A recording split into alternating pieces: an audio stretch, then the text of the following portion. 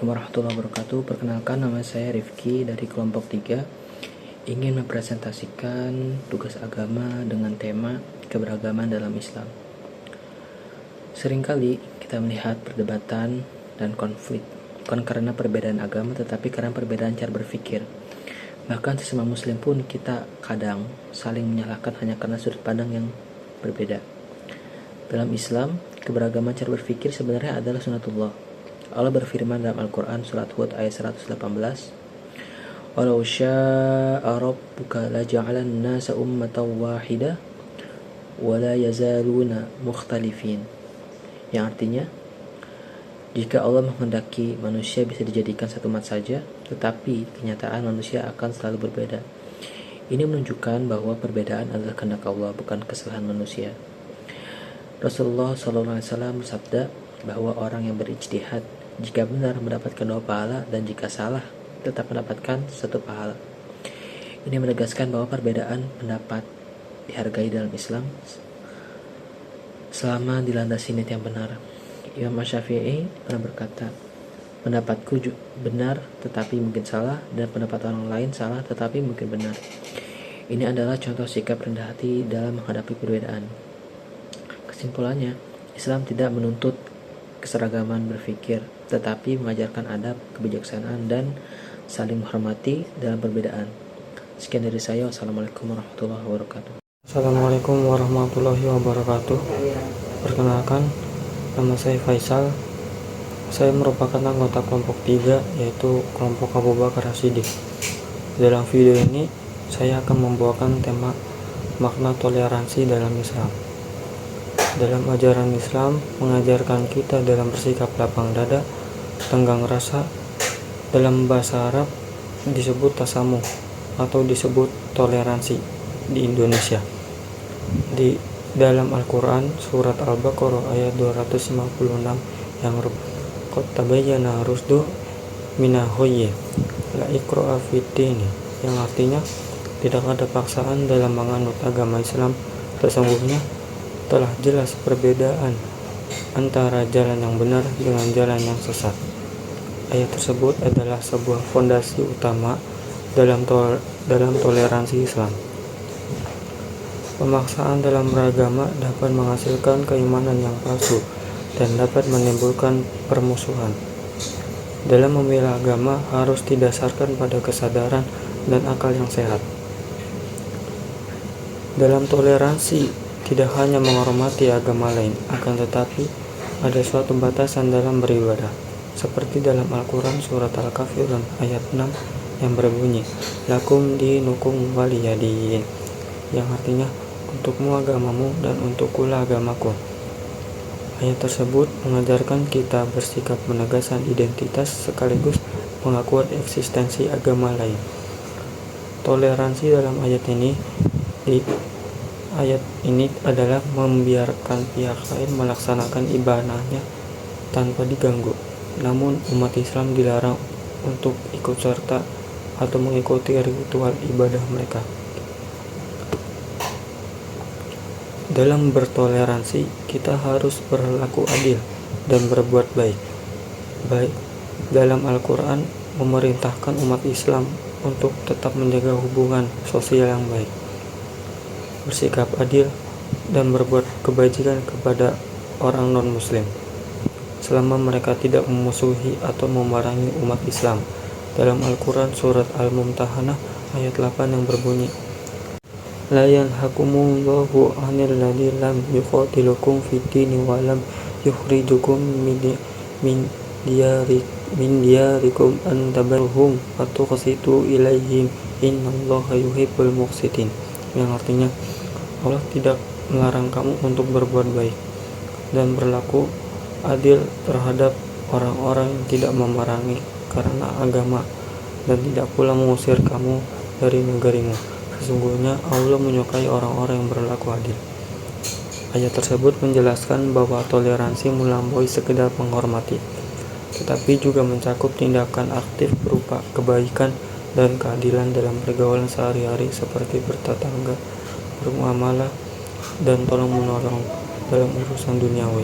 Cukup sekian pendapat dari saya, atau menurut Al-Quran, kurang lebihnya minta maaf. Assalamualaikum warahmatullahi wabarakatuh. Warahmatullahi taala wabarakatuh. Perkenalkan, nama saya Muhammad Samad Mali dari kelompok 3, yaitu kelompok Abu Bakar Siddiq, ingin menjelaskan tentang pandangan Islam terhadap isu keberagaman.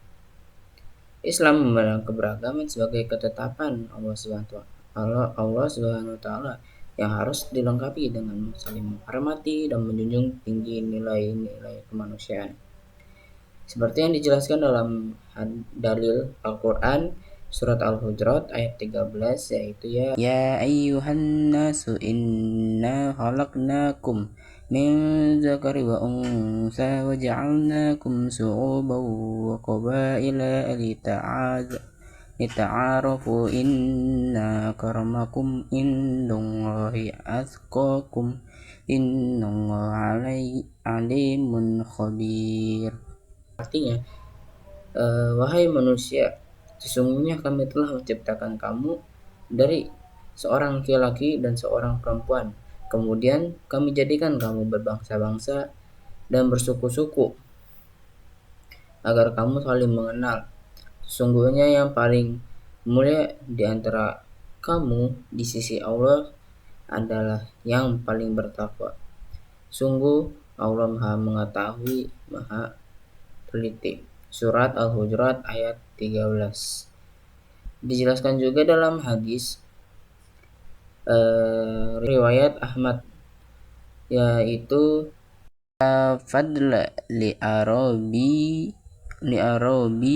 ala a'jami wala li a'jami ala arabi wala li ahmara ala aswada wala li aswada ala ahmar illa bittaqwa, yang artinya tidak ada keutamaan bagi orang Arab atas orang non-Arab, dan tidak pula bagi orang non-Arab atas orang Arab, tidak pula orang berkulit merah atas orang berkulit hitam, dan tidak pula orang yang berkulit hitam atas orang berkulit merah, kecuali dengan ketakwaan.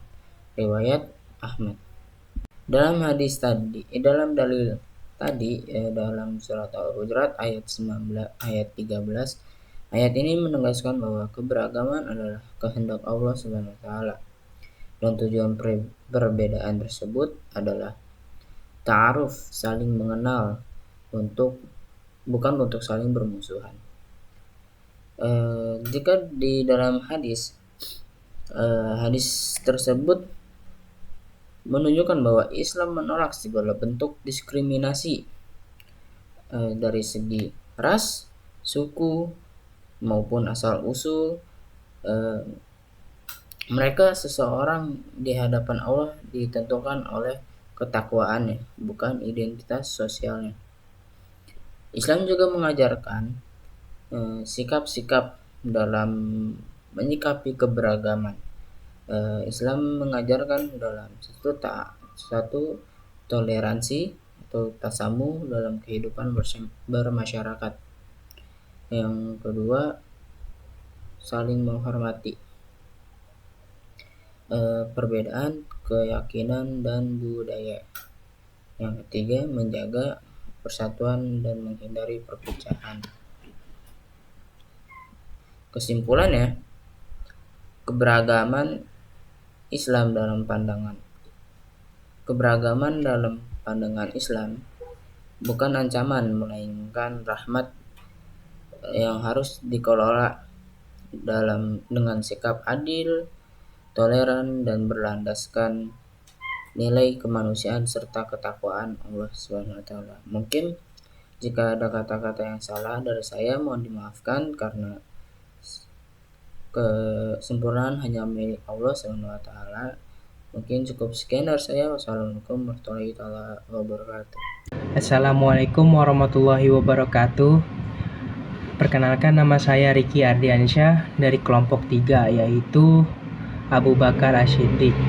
Di sini saya akan menjelaskan tentang keberagaman dalam Islam. Keberagaman dalam Islam adalah suatu yang alami dan merupakan sunatullah. Perbedaan pandangan, mazhab, dan praktik keagamaan muncul dari perbedaan pemahaman terhadap dalil, sehingga harus disikapi dengan sikap toleran dan saling menghormati, bukan dengan fanatisme atau perpecahan. Menurut Al-Quran, keberagaman adalah kehendak Allah. Quran Surat Hud ayat 118 menyatakan, dan sekiranya Tuhanmu menghendaki, niscaya Dia menjadikan manusia satu umat saja, tetapi mereka senantiasa berbeda-beda. Menurut hadis, Nabi Muhammad SAW menekankan persaudaraan. Sesungguhnya orang-orang mukmin itu bersaudara. Hadis riwayat Bukhari dan Muslim. Menurut ulama, perbedaan dalam masalah cabang agama adalah rahmat. Imam Syafi'i menyatakan, pendapatku benar namun mungkin salah, dan pendapat orang lain salah namun mungkin benar. Kesimpulannya, Islam mengajarkan persatuan dalam akidah dan toleransi dalam perbedaan, sehingga keberagaman harus dijaga sebagai kekuatan umat, bukan sumber konflik. Sekian, terima kasih. Wassalamualaikum warahmatullahi wabarakatuh. Assalamualaikum warahmatullahi wabarakatuh. Perkenalkan, nama saya Rian Muhammad, jurusan Sistem Informasi. Pada tugas ini saya akan menjelaskan tentang keberagaman dalam Islam. Menurut Islam, keberagaman ialah suku, ras, budaya, atau agama adalah sunatullah atau ketetapan Allah yang diciptakan untuk saling mengenal dan saling membangun kebersamaan. Islam mengajarkan toleransi, kasih sayang, dan persaudaraan dalam perbedaan ini, menjadikannya aset dan rahmat untuk memperkuat persatuan. Adapun cara menyikapi keberagaman ini ialah menghargai pilihan agama yang diyakini oleh seseorang dengan tidak memaksakan orang lain untuk memeluk agama yang kita yakini, menghormati perbedaan pendapat atau ijtihad. Dalam keberagaman Islam, kita harus menerima adanya perbedaan penafsiran dalam fikih atau mazhab selama tidak menyimpang dari dasar Islam. Membangun persatuan untuk menjadikan perbedaan sebagai jembatan untuk memperkokoh persatuan bangsa dengan saling mengenal dan bertoleransi. Sekian dari saya. Terima kasih. Wassalamualaikum warahmatullahi wabarakatuh.